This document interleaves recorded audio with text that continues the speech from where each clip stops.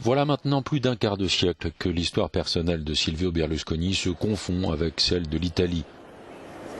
Encore aujourd'hui, celui qui aime se faire appeler il Cavaliere truste les postes de responsabilité dans la politique et les médias. Silvio Berlusconi collectionne les surnoms comme il collectionne les poursuites judiciaires. Un de ses amis le surnomme l'immortel, mais Berlusconi ne fut condamné qu'une seule fois, le 1er août dernier, une condamnation pour fraude fiscale qui le rend aujourd'hui inéligible. Malgré cette condamnation, le caïman reste omniprésent sur les radios et les télévisions.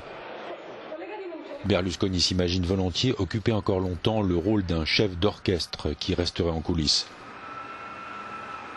Son éminence est toujours à la tête de Forza Italia, le parti qu'il a fondé en 1994. À l'époque, Berlusconi dirigeait 3 chaînes de télévision, plusieurs quotidiens. Le Milan AC, il se lançait dans la politique. Dans cette période charnière entre 2 siècles, Berlusconi revient 3 fois à la tête du gouvernement italien avant de céder le pouvoir en 2011. L'ancien président du Conseil, Matteo Renzi, dit que Berlusconi est comme un chat au carré et qu'il a 12 ou 13 vies.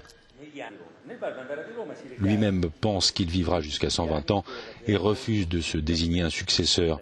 « Je suis comme le bon vin, dit Berlusconi, en vieillissant je m'améliore et maintenant je suis parfait. » Certains de ses ennemis raillent son maquillage épais et le surnomment Il Tapone pour moquer son physique trapu, mais rien ne semble vraiment l'atteindre.